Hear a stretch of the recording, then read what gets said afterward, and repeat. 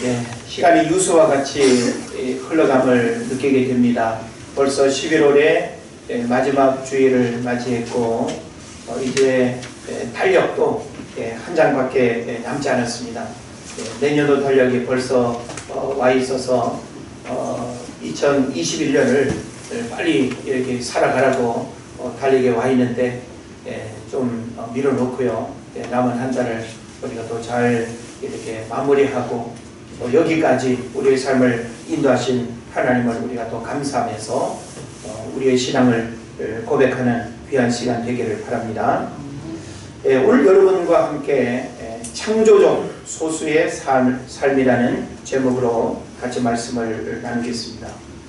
연말이 되면 올해의 인물 혹은 세계를 빛낸 100대 인물, 또 영향력 있는 100대 기업인, 또 노벨상 수상자 등의 다양한 그 인물들을 우리가 접하게 됩니다. 여러분 이런 뉴스를 접하면 그냥 무관심으로 그냥 넘어가시나요? 올해의 인물 과연 누구일까? 왜 이 사람을 올해의 인물로 정했을까? 또 세계를 빛낸 100대 인물 하면 어떤 유의 사람들이 포함되었는가? 왜 이들은 세계를 빛낸 100대 인물이 되었는가? 한 번쯤 우리가 관심을 가져보면 우리와 같은 성정을 가지고 살아가지만 그들이 우리와 뭐가 다른가라고 하는 사실을 우리가 살펴보는 것은 대단히 중요한 문제라고 생각합니다. 자, 그런데 이들의 공통점은 인류의 행복과 평화, 발전을 위해서 헌신한 창조적 소수라는 것입니다. 그래서 이름은 우리가 다르게 부를 수 있지만 이들의 공통점은 창조적 소수다라고 하는 거예요. 예. 그러니까 남이 가는 길을 뒤따라간 사람이 아니라 길을 개척하고 고난을 먼저 경험하고 어려움의 일들을 극복해서 다른 사람이 행복할 수 있도록 길을 열어놓은 사람들, 이런 사람들이 바로 이제 이들이 되는 거죠. 인터넷을 통해서 세상 구석구석을 살펴보면 수많은 사람과 수많은 일들이 멈춤 없이 어우러져 돌아가는 것을 우리가 보게 됩니다. 그런데 사람은 많은데 사람이 안 보입니다. 지구촌 인구가 지금 56억, 57억 그렇게 이야기하거든요. 사람이 얼마나 많습니까? 도심을 살아가는 우리에게 사람 구경이라고 하는 것은 결코 낯선 일이 아니죠. 근데 사람은 많은데 사람이 안 보인다.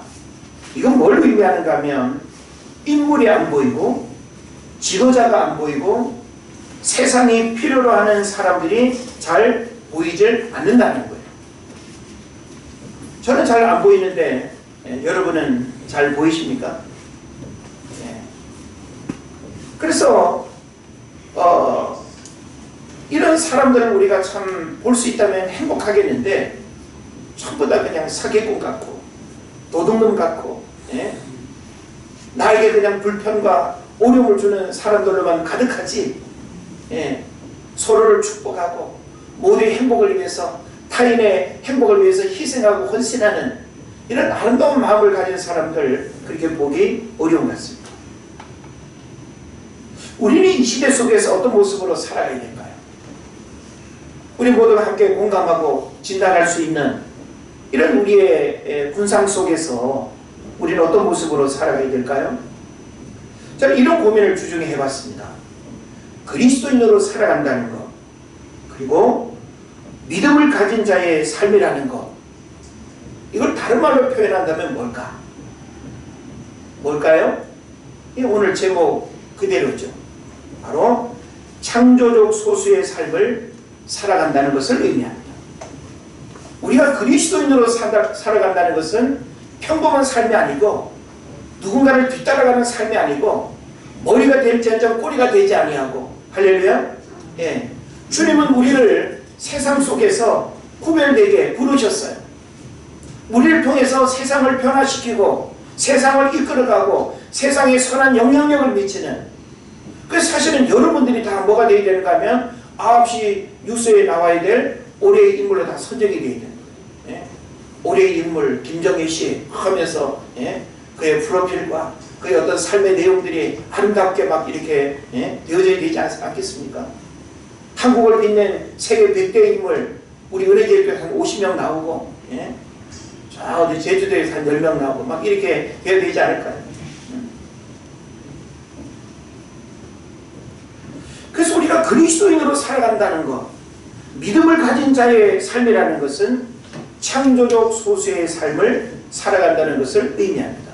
그래서 성경에서 창조적 소수의 삶이라는 관점에서 제가 이렇게 살펴보면 과연 성경은 창조적 소수라고 하는 그런 표현은 없잖아요. 이 말은 역사학자인 아놀드 토인비가 말한 거거든요.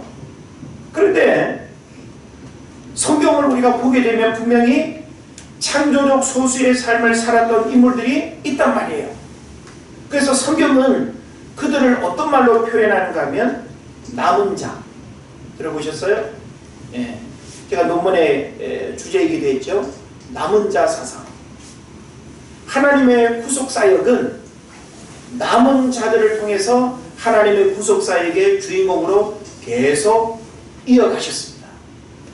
그러니까 저와 여러분은 오늘날 그 남은 자에 속한 사람으로 살아가야 되는 거예요. 그 남은 자가 바로 또 뭐라고 말할 수 있는 거예요? 창조적 소수자. 예. 성소수자가 아니라 예. 창조적 소수자로 우리가 살아가야 된다는 것이죠. 그리고 우리가 성경을 보면 이런 표현들이 나옵니다. 오직 너 하나님의 사람아. 누굴 의미하겠어요? 창조적 소수예요. 또 하나님이 찾으시는 그 한 사람 똑같습니다. 또 하나님의 일꾼, 하나님의 비밀을 맡은 자, 그리스도의 제자, 이것은 신앙적인 용어로 우리에게 붙여주신 그럴싸한 이름표가 아니에요. 여러분이 부담스럽고 이렇게 불려지는 것이 어렵다 할지라도 이 말의 의미는 오늘 우리에게 무엇을 요구하는가 하면 너희들이 평범한 삶을 살아서는 안 된다는 거예요.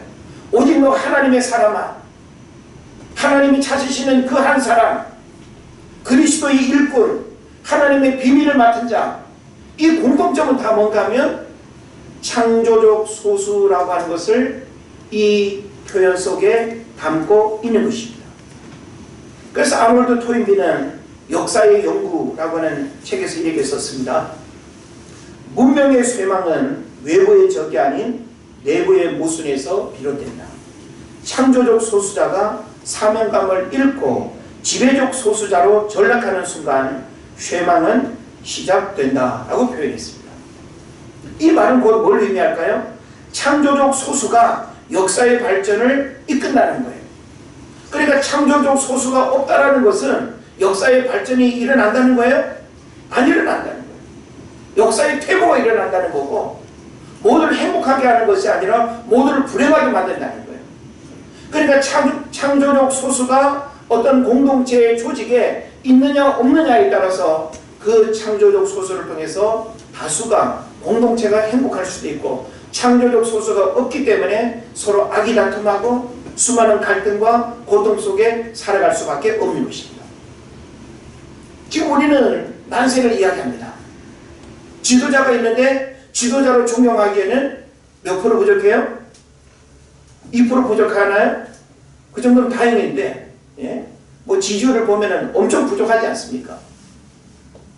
그런 면에서 사람은 많은데 지도자는 있는데 정말 사람이 보이지 않는 이런 시대 속에서 저는 여러분들이 창조적 소수자로 살아가는 것을 주님이 이 시대에 우리에게 요구하신다라고 하는 사실을 여러분 꼭 믿으시고 여러분의 마음속에 그렇게 받아들이시기를 바랍니다. 그래서 우리가 성경을 보게 되면 이 창조적 소수들이 굉장히 많았어요. 그래서 어떤 사람들이 창조적 소수의 삶을 살았는가 이렇게 보니까 구약의 사사들, 사사시대의 그 사사들을 한번 생각해 보세요. 사람들이 각각 자기 소견에 오른 대로 행하던 그 시대에 범죄하고 타락하고 하나님 앞에 완전히 그냥 두들겨 맞고 하나님 살려달라고 소리칠 때 하나님께서 그 창조적 소수자들을 통해서 구원의 메시지가 선포되어지고 그들을 통해서 구원 역사가 일어나는 그런 일들이 일어난 것입니다. 사사들이 사사시대에는 창조적 소수였습니다. 또 선지자들, 우리 선지서를 보게 되면 참 시대가 암울하고 영적으로 타락하고 부패하던 시대에 하나님은 누구를 통해서? 선지자들을 통해서 외롭게 고통스럽게 알아주지도 않고 거짓 선지자들이 더 판을 치는 그런 시대 속에서 누가 더 위대하게 하나님 일꾼으로 쓰임받았어요? 바로 창조적 소수인 이 선지자들이 하나님의 그 부르심의 사명 앞에 끝까지 하나님의 구원 역사에 도구로 쓰임받았다는 거 기억하시기를 바랍니다. 또 신약의 제자들과 사도들, 이들은 모두 하나님 나라의 창조적 소수자들로 쓰임받았습니다. 제가 오늘 글을 읽어보니까 성도는 세 가지를 기도할 수 있어야 된대요. 사실 세 가지 뿐이겠습니까만은 그냥 그 글에서 그렇게 표현하는 게 마음에 와닿습니다. 첫째는 인물을 달라고 기도해라. 인물을 달라고. 우리 교회도 인물을 주세요. 우리 집안에 인물이 배출되게 해주세요. 우리 가문에 인물이 나오게 해주세요. 우리나라에 노벨상을 받을 수 있는 인물이 나오게 해주세요. 그 인물이 바로 뭘 의미하겠어요? 창조적 소수죠. 세상을 변화시키고 세상에 선한 영향력을 미칠 수 있는 그 인물을 달라고 기도하라는 거예요. 그다음 또 한 가지는 인물이 되는 것을 위해서 기도하래요. 인물이 되는 것은 타인일까요? 자신일까요? 예, 나 자신이에요. 나 자신이 그런 인물이 되도록 위해서 기도하라는 거죠. 예? 항상 여러분은 나 말고 너가 인물이 되라. 예? 나 말고 당신 이러면 곤란해요. 우리는 축복의 주인공이 되어야 될 뿐만 아니라 기도의 주인공도 되어야 되고 그리고 이런 인물의 주인공도 내가 되기 위해서 노력해야 되는 거예요. 물론 상대방을 축복하는 것도 귀한 일입니다만은 여러분 스스로가 주님이 원하시는 창조적 소수의 삶을 살아가는 인물이 되기를 기도하는 것도 대단히 중요한 것이죠. 그다음 또 한 가지는 인물을 길러내는 것. 이걸 위해서도 기도하라는 거예요. 우리 은혜제일교회 세례조선한 사역이 인물을 길러내는 그런 사역이 된다면 얼마나 귀한 일입니까? 예? 여러분 가정이 고넬료와 같은 믿음의 가정, 경건한 가정이 되어서 나는 볼품없는데 하나님이 우리 가정에 은혜를 주셔서 우리 가정의 자녀들이 인물이 배출된다고 한다면, 인물을 길러낸다고 한다면 이게 얼마나 귀한 일이겠습니까? 그러니까 중요한 관심사는 뭔가 하면 우리는 하나님 앞에 창조적 소수의 삶을 살아가기 위한 그런 인물들이 많이 만들어지고 그리고 우리 자신이 또 그런 인물이 되도록 위해서 우리 또 가정과 공동체 안에 그런 인물들이 많이 배출되도록 위해서 힘써야 된다라고 하는 것입니다. 여호수아 23장 10절 11절을 보면 너희 중 한 사람이 1000명을 쫓으리니 이는 너희의 하나님 여호와 그가 너희에게 말씀하신 것 같이 너희를 위하여 싸우심이라 라고 기록하고 있습니다. 한 사람이 몇 명을 쫓아요? 1000명을 쫓는 거예요. 일당 100이 아니라 일당 1000. 이게 바로 창조적 소수자의 영향력을 의미하는 겁니다. 이거는 사람의 어떤 힘으로 되는 게 아니에요. 하나님의 우리를 창조적 소수자로 살아갈 수 있는 은혜와 능력을 주시면 그 한 사람을 통해서 한 사람이 1000명이 아니라 한 나라와 민족을 먹여 살리고 한 나라와 민족을 책임지는 이런 역사들이 여러분이 하나님 앞에 붙들림 받고 하나님 앞에 훈련되어지고 하나님의 특별한 은혜를 입게 될 때 이런 삶을 살아가게 될 줄은 믿습니다. 오늘 본문은 12정탐꾼에 대한 이야기로 기록하고 있습니다. 12정탐꾼 여러분 잘 아시죠? 정탐이라고 하는 것은 엿본다, 살펴본다 뭐 그런 의미이겠죠. 단순한 여행이 아니라 특별한 어떤 사명을 가지고 어떤 상황을 면밀하게 살펴보는 것, 이게 바로 정탐입니다. 그런데 이 정탐꾼들이 같은 시간, 같은 장소, 같은 상황을 목격하고 돌아왔음에도 불구하고 10명의 정탐꾼은 부정적인 보고를 통하여 이스라엘 공동체의 실망과 낙담, 그리고 좌절의 깊은 부정적인 영향을 미쳤습니다. 하나님의 허락하신 약속의 땅임에도 불구하고 안목이 바뀌지 아니하고 믿음의 가치관으로 바뀌지 않으면 영적 풍성함의 은혜를 누리지 못한다는 것을 우리에게 가르쳐 주고 있는 것입니다. 그러면 이 12명의 정탐꾼들은 사실 이스라엘 공동체 전체를 놓고 보면 이 12명은 창조적 소수자들로 구성된 사람들입니다. 그런데 그 특별한 은혜와 기회를 받았음에도 불구하고 그 12명 가운데서 10명은 역시 제외가 되고 있다는 하는 사실이에요. 그래서 우리는 이 정탐꾼 이야기를 통해서 창조적 소수가 누구였는가 라고는 사실 우리가 주목하면서 과연 이 창조적 소수의 삶이라고 하는 것이 오늘 본문의 내용을 통해서 우리에게 어떤 의미를 주는지 그 교훈을 우리가 생각해 보려는 것입니다. 자, 오늘 본문에서 우리가 만나게 될 창조적 소수는 누구였는가 하면 갈렙과 여호수아였습니다. 한번 따라합시다. 갈렙과 여호수아. 갈렙과 여호수아. 예, 이 두 사람만이 출애굽 1세대 가운데 가나안 입성의 주인공이 되었습니다. 하나님이 가나안의 주인으로 살아갈 수 없는 그 백성들을 광야 40년 동안 훈련하신 것은 이유 없는 고난이 아니었습니다. 그래서 오늘 이 시대 우리의 삶을 이런 맥락에서 돌아본다면 무엇이 문제일까? 주님이 우리에게 요구하시는 삶은 무엇일까? 바로 창조적 소수를 요구하신다는 거예요. 그리고 어찌 보면 이스라엘 공동체에 창조적 소수자의 문제가 있었기 때문에 그 공동체 전체가 고난을 겪는 그런 이제 문제들을 보게 되는 것이죠. 자, 그래서 이제 이 12 정탐꾼에 대한 부분을 오늘 본문에서 좀 더 구체적으로 살펴보게 될 텐데요. 자, 여러분이 생각할 때 12 정탐꾼은 그냥 평범한 12명의 사람이 아닙니다. 왜냐하면 이스라엘 백성이라고 하는 큰 민족 가운데, 거대한 공동체 가운데 12명이 뽑힌다라고 하는 것은 아무나 뽑히겠어요? 그죠? 여러분, 국가대표가 되는 것도 얼마나 많은 과정을 통해서 최고의 능력과, 그죠? 실력을 가진 사람이 국가대표가 된다고 한다면 이 12명도 역시 국가대표격에 해당되는 그런 인물로 우리가 평가할 수밖에 없는 거예요. 그래서 13장을 보십시오. 13장부터 우리가 쭉 훑어서 볼 텐데 여러분 성경을 같이 보시면 좋겠습니다.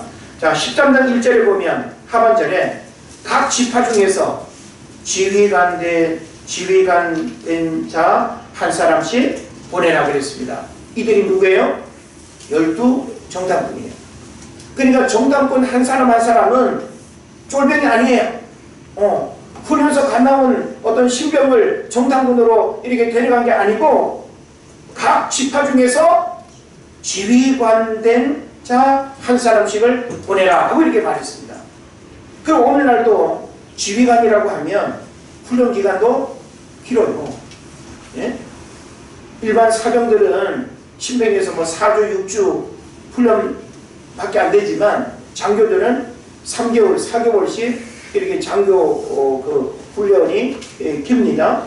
그러니까 지휘관이라고 하면 경험, 안목, 실력 여러 가지 면에서 보통 사람들과는 다른 어떤 능력을 갖춘 인물로 우리가 볼 수 있는 것이죠.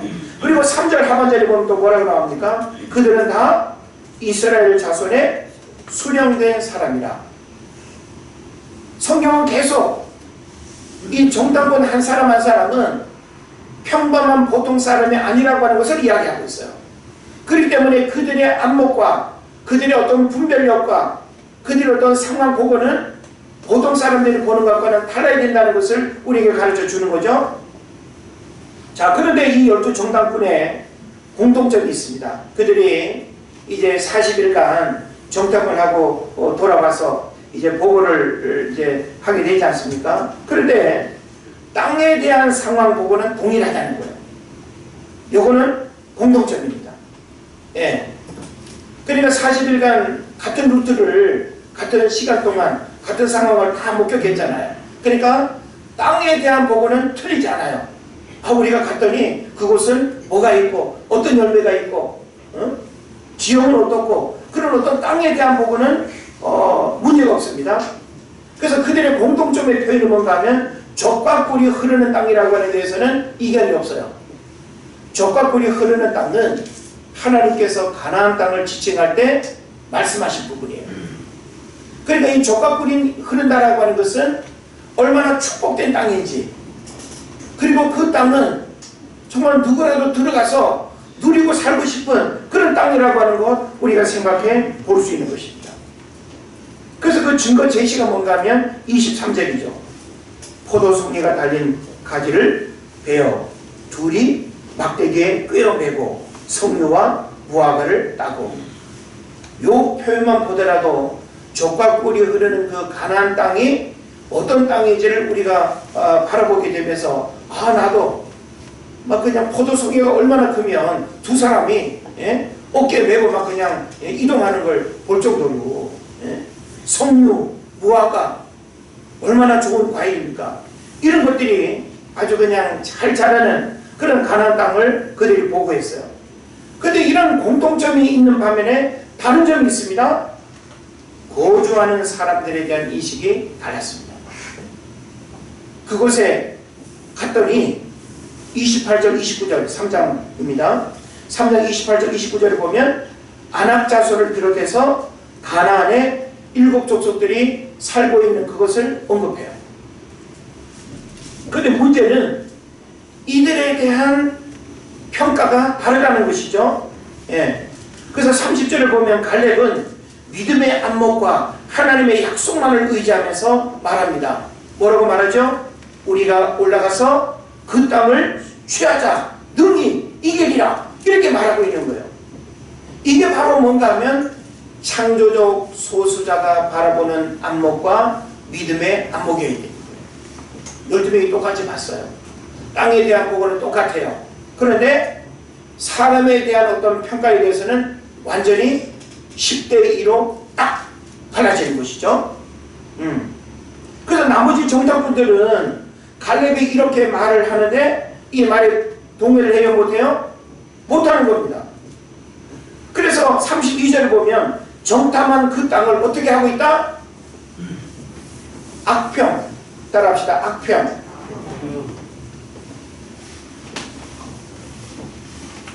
그래서 어떻게 악평을 하는가 하면 14장 32절이죠. 자, 정탐한 그 땅을 악평을 하는데 모든 백성은 신장이 장대한 자들이다. 땅은 좋은데 그 땅에 살고 있는 사람들은 우리가 부딪혀 싸우거나 혹은 그들을 쫓아내거나 밀어내기에는 이거 어린아이들이 어른을 보는 것과 같은 느낌이라는 거예요. 우리 송아가 저를 딱 보면서 야, 이기겠나 이런 생각할 때 이긴다고 생각을 하겠어요? 못하죠. 그죠? 그러니까 벌써 우리가 시각적으로 장애물이 크게 보이면 지게 돼 있는 거예요. 그래서 그 기싸움이라고 해야 되나요? 그 굉장히 중요한 겁니다. 그러니까 우리의 어떤 첫 마음, 첫 안목을 내가 부정으로 평가하면 부정으로 끝나는 거예요. 긍정으로 평가하면 긍정으로 되어지는 거예요. 내가 이긴다고 생각하면 이기게 되는 것입니다. 그런데 이미 그들은 마음속에 부정이라고 하는 멍석을 지금 깔아놓은 거예요. 그러니 그 멍석 위에서 부정적인 어떤 그 평가가 되어져 버리는데 그 상황을 이기기가 어렵겠죠. 그래서 이런 보고를 들은 이스라엘 백성들이 오늘 본문으로 읽은 14장 1절부터 10절까지 명이 되는 거예요. 자, 14장 1절에 이런 정탐꾼의 보고를 이스라엘 백성들이 들었습니다. 1절 다 같이 읽습니다. 시작. 온 회중이 소리를 높여 부르짖으며 백성이 밤새도록 통곡하였다. 아멘. 예. 말씀이니까 아멘인데 이렇게 하면 안 되는 거죠. 예. 자, 근데 지금 1절 내용을 보게 되면 온 회중이 소리를 높여 부르짖었고 백성이 밤새 어떻게 했어요? 통곡했다. 자, 이것은 신앙적일까요? 인간적일까요? 예, 이게 중요합니다.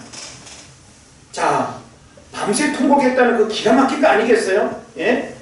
한 시간 그냥 뭐 그냥 크게 울었다고 해도 큰 울음인데 밤새 통곡했다라고 이 자체는 그 어떤 내면의 울분과 슬픔이 얼마나 큰가라고 하는 사실을 우리에게 보여주는 거예요. 다시 말하면 온 백성이 소리를 높여 부르짖고 백성이 밤새 통곡했다라고 하는 것은 이것은 기도가 아니었습니다. 하나님을 찾고 도움을 구하는 절규가 아니었다는 거예요. 절망과 한탄과 후회와 지도자 원망과 애국으로의 회개를 생각할 뿐만 아니라 입으로도 뱉어내요? 안 뱉어내요? 뱉어내죠. 이거 아주 무서운 고백입니다. 4절에서 뭐라고 합니까? 우리가 한 지휘관을 세우고 애굽으로 올라가서 애굽에서 나왔는데 다시 애굽으로 돌아가자는 거예요. 예? 여기 모세 뭐 12명의 총탑권 다 필요 없고 애굽으로 우리를 이끌어갈 우리와 같은 생각을 하고 있는 지도자를 세워서 가자고 이야기까지 나올 정도입니다. 그러니 지금 이들이 지금 신앙 공동체예요? 아니면 저주받을 공동체예요? 이들이 가나안 땅에 들어가면 그 가나안 땅에 젖과 꿀이 흐르는 그 땅을 어떻게 하겠어요? 축복으로 생각하고 받아들이겠어요? 그 땅을 마음껏 누리겠습니까? 안 되는 거예요. 그러니까 하나님 오늘 우리 삶에도 왜 복을 안 주시는가? 이 기본 바탕, 우리의 의식, 하나님 앞에서의 우리의 삶의 태도, 이걸 하나님이 보시는 거예요. 그 여러분이 근본을 바꾸지 않고 우리의 본질이 바뀌지 않으면 절대 하나님의 은혜와 축복을 경험할 수 없다라고 하는 것을 알아야 됩니다. 저는 이 4절 말씀을 이렇게 주목하면서 참 마음에 기가 막히고 코가 막히고 또 그 다음 뭐예요? 그 두 가지밖에 없나요? 코가 막히고 기가 막히고 화가 나고 이 못된 백성들 말이야. 우리가 한 지휘관을 세우고 애굽으로 올라가자. 이건 바로 니므롯을 찾는 인간의 교만의 극치이기도 합니다.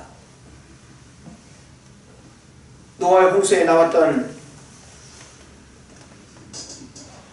그 백성들이 아라랏산에 머물면서 인구들이 늘어나고 하니까 니므롯을 중심으로 해서 자 이제 우리 동쪽으로 가자. 동쪽으로 이동하면서 결국은 그들이 이 바벨론에 머물게 되면서 바벨탑을 쌓고 영적 타락과 더 이상 하나님 필요하지 않는 그런 인본주의의 모습들을 보이고 있지 않습니까? 하나님 없는 인본주의, 현실에 누먼 세속주의, 이게 바로 불신앙의 모습임을 우리가 보게 되는 겁니다. 그래서 이런 상황 속에서 창조적 소수가 등장하여 상황을 반전시킵니다. 이게 이제 놀라운 말씀이 되는 거죠. 그래서 6절 말씀, 그 땅을 정탐한 자 중에 눈의 아들 여호수아와 여분의 아들 갈렙이 자기들의 옷을 찢고 그랬습니다. 그러면서 10명의 정탐꾼과 달리 이 2명의 정탐꾼은 어떤 고백으로 그 공동체 앞에 선언하고 있는지 우리가 주목을 해야 됩니다. 그래서 우리는 이 갈렙과 여호수아를 바라보면서 주님의 오늘 우리에게 창조적 소수자로 이 시대를 살아가기를 원하시는 그 어떤 삶의 교훈과 모습들을 우리가 배울 수 있어야 된다라고 하는 것입니다. 그래서 창조적 소수로 살아간다는 것은 무엇을 의미하는가? 첫째로는 현실을 긍정적으로 바라보고 고백하는 자입니다. 자, 우리의 현실을 보면 코로나가 계속 확산되고 또 뭐 자영업자들 또 우리의 뭐 자녀들 학원 문제 우리의 어떤 미래 여러 가지 생각하면 너무 고통스러워요. 그래서 부정적인 것밖에 생각이 안 날 만큼 답답하고 어렵지 않습니까? 그럼에도 불구하고 하나님의 은혜를 경험하고 하나님의 인도함을 받고 영적인 축복을 누리는 사람은 현실의 상황이 어떠할지라도 현실을 긍정적으로 바라보고 고백하는 자, 그가 바로 누구라는 거예요? 창조적 소수다. 여러분이 이 시대 창조적 소수로 살아간다는 것은 현실의 상황을 열매의 정당문처럼 부정적으로 평가하고 불평하고 원망하는 것이 아니라 현실을 긍정적으로 바라보고 하나님이 주시는 기회가 있을 거야. 하나님의 뜻이 있을 거야. 이 고난 속에 감추어져 있는 하나님의 어떤 축복이 있을 거야. 이런 안목이 우리에게 필요하다는 것입니다. 그래서 7절을 보면 뭐라고 말합니까? 우리가 두루 다니며 정탐한 땅은 어떤 땅이다? 심히 아름다운 땅이라. 파라다이스죠. 예? 우리가 그토록 원하는 유토피아, 파라다이스. 현실에 이런 불편을 뛰어넘어서 우리의 삶을 행복하게 해주는 그 땅을 믿음으로 바라보고, 그리고 그 땅을 하나님이 주신다라고 하는 믿음을 고백하는 것, 이 얼마나 멋진 일입니까? 예? 그래서 창조적 소수는 외모가 다르거나, 예? 생김새가 뭐 이렇게 다르고 그 차원이 아니에요. 창조적 소수는 우리의 의식과 입술의 고백이 다른 겁니다. 여러분이 창조적 소수자로 살아간다는 것은 하나님 앞에서 우리 내면의 신앙 고백을 어떻게 하느냐에 따라서 여러분이 창조적 소수자가 되는 거예요. 할렐루야. 그 다음에 두 번째로 창조적 소수로 살아간다는 것은 하나님이 삶의 중심이 되는 삶이에요. 누가? 하나님이 삶의 중심이 되는 삶입니다. 그래서 8절이 뭐라고 말합니까? 여호와께서 우리를 기뻐하시며 어떻게 된다는 거예요? 그 땅으로 우리를 들이시고 그리고 주시리라. 그렇게 고백하고 있죠. 하나님이 내 삶의 주인됨을 여러분이 분명하게 고백하고 믿는다고 한다면 하나님께서 저와 여러분을 어떤 고난, 어떤 장벽, 어떤 장애물 가운데 우리가 살아간다 할지라도 코로나를 뛰어넘어 역사하시는 하나님을 만나게 될 줄을 믿습니다. 예? 그러니까 10명의 정탐꾼이 아무리 부정적으로 보고를 해도 창조적 소수자의 삶은 벌써 상황을 바라보고 그리고 상황을 받아들이는 것이 너무나 다른 것을 우리가 보게 되는 것이죠. 그 다음에 세 번째로 현실 앞에 두려워하지 않고 믿음을 고백하는 것, 이게 바로 창조적 소수자의 모습이에요. 현실 앞에 두려워하지 아니하고 믿음을 고백하는 것, 이게 바로 창조적 소수자라는 거예요. 그래서 9절 말씀을 보세요. 9절에 뭐라고 말합니까? 여호와를 거역하지 않는 것, 그 땅 백성을 두려워하지 말라 그랬죠. 그리고 그들은 우리의 뭐다? 먹이라. 예? 먹이라고 하는 것은 단순히 한 가지 밥 차원이 아니에요. 치킨, 뭐 그냥 예? 족발, 예? 우리가 좋아하고 먹을 수 있는 예? 메뉴가 많다는 거예요. 예? 그러니까 이 구절의 내용은 바로 뭘 의미하는가 하면 우리의 보호자는 누구라는 거예요? 하나님이고 그들에게는 보호자가 있다 없다? 없다는 거예요. 그러니 뭐 게임 아웃 아니겠어요? 그들에게는 보호자가 없고 우리에게는 보호자가 있는데 우리의 보호자는 누구라는 거예요? 하나님이라는 거죠. 그럼 뭐가 두렵습니까? 예? 아이들이 두려워하는 것은 엄마 아빠가 없으니까 두려워하는 거지. 예? 엄마가 졸든지 아프든지 애들한테는 엄마가 그냥 있으면 그냥 그만인 거야. 예? 우리도 마찬가지예요. 우리도 하나님이 우리 삶의 중심에 분명히 살아계심을 믿기만 한다면 우리는 모든 두려움을 다 떨쳐버리고 이겨낼 수 있는 줄로 믿습니다. 창조적 소수자에게 베푸시는 하나님의 약속은 무엇일까요? 저는 오늘 여러분에게 창조적 소수자로 살아간다는 것은 뭘 의미하는가? 오늘 본문에서 이 두 명의 정탐꾼이 우리에게 보여주는 이 메시지로 우리는 창조적 소수자의 삶이 어떻게 되는가를 우리가 충분히 이해했습니다. 그런데 하나님은 창조적 소수자에게 베푸시는 하나님의 약속이 있대요. 그 약속이 뭔가 하면 온 회중이 그들을 돌로 치려 하는 상황에서, 이거는 굉장히 아주 상황이 안 좋은 쪽으로 흘러가고 있는 거잖아요. 그런데 10절에 뭐라고 말합니까? 여호와의 영광이 회막에서 이스라엘 모든 자손에게 나타나시리라. 이게 가장 큰 축복이에요. 하나님의 임재, 신비한 영적 체험, 항변할 수 없는 거대한 힘, 이것이 그들 앞에 있는데 어떻게 불평을 말하고 어떻게 애굽으로 돌아가자고 말할 수 있으며 하나님은 용인할 수가 없는 것입니다. 그래서 하나님은 이 본문의 내용을 통해서 여호와의 영광이 회막에서 이스라엘 모든 자손에게 나타났다. 그 누구도 어떤 불평도 말할 수 없는 상황이 되어버린 거예요. 그래서 하나님은 창조적 소수자를 통해서 그 공동체를 이끌어 가시는 거예요. 그리고 끊임없이 봐라! 하나님 어떤 분인지 너희들이 두 눈으로 봐라. 먹을 것이 없다고 할 때 하나님의 만나와 메추라기로, 목이 말라 고통스러워할 때 반석을 쳐서 물을 흐르게 하고, 물이 흐르게 하고, 불기둥과 구름기둥으로 그 백성을 인도하신 그 하나님을 하나님의 목격하시게 한 겁니다. 창조적 소수자의 삶을 여러분이 살기로 각오하고 다짐하면 하나님이 회막 가운데 임재하시는 이 놀라운 영적 임재의 은혜들을 우리에게 주실 줄로 믿습니다. 여러분은 하나님 나라의 창조적 소수자로 살아가기를 원하십니까? 아니면 버림받는 혁명적 소수자로 살아가길 원하십니까?